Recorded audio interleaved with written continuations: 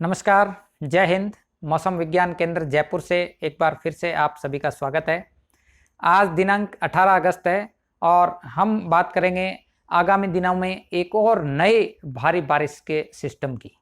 सबसे पहले यदि वर्तमान सैटेलाइट पिक्चर पर एक नज़र डालें तो आप देखेंगे कि दो वेल मार्क्ड सिस्टम फिलहाल बने हुए हैं। एक जो well marked low pressure system है फिलहाल बंगाल की खाड़ी और आसपास के लगने वाले बांग्लादेश तट के ऊपर में बना हुआ है।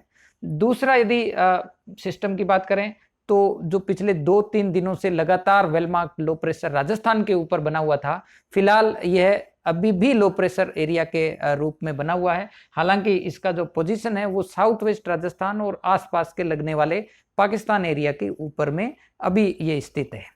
अब यदि बात करें आगामी दिनों के इस सिस्टम के मूवमेंट की तो हालांकि ये सिस्टम जो है वो धीरे धीरे और पश्चिम दिशा की जा रहा है और इसकी इंटेंसिटी जो है वो ग्रेजुअली वीक हो रहा है।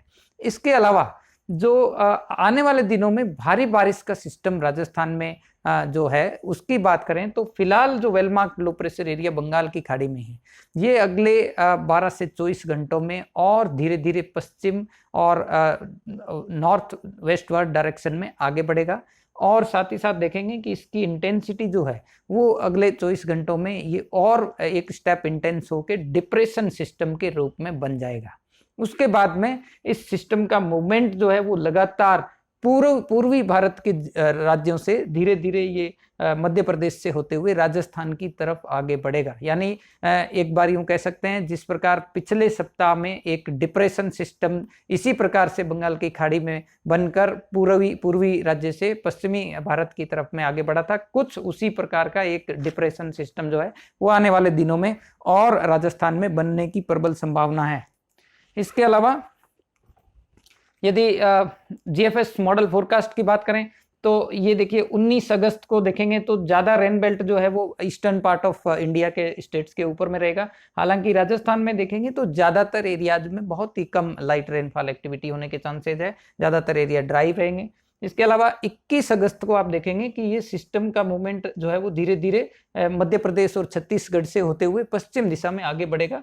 तो बारिश की जो गतिविधियां हैं एक बार फिर से जो राजस्थान के एक्सट्रीम पूर्वी भागों के जो जिले हैं उनमें एक बार फिर से आप देखेंगे 20 अगस्त से बारिश की गतिविधियों की बढ़ोतरी होगी।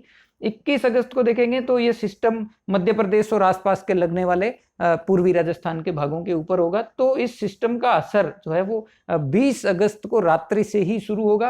हालांकि 21 अगस्त को देखेंगे कि पूर्वी राजस्थान के ज्यादातर भागों में एक बार फिर से बारिश का दौर शुरू होगा।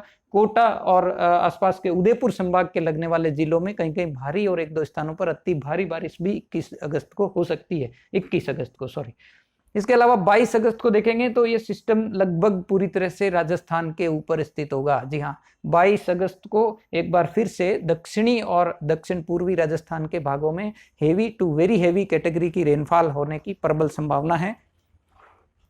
जिलावार यदि बात करें तो 19 अगस्त को कोई ऐसा हेवी रेनफॉल होने की संभावना फिलहाल नहीं है। 20 अगस्त को आप देखेंगे कि इस सिस्टम का जो असर है वो जो सबसे पूर्वी राजस्थान के जो पूर्वी जिले हैं उनमें प्रभावी होगा, उनमें देखने को मिलेगा।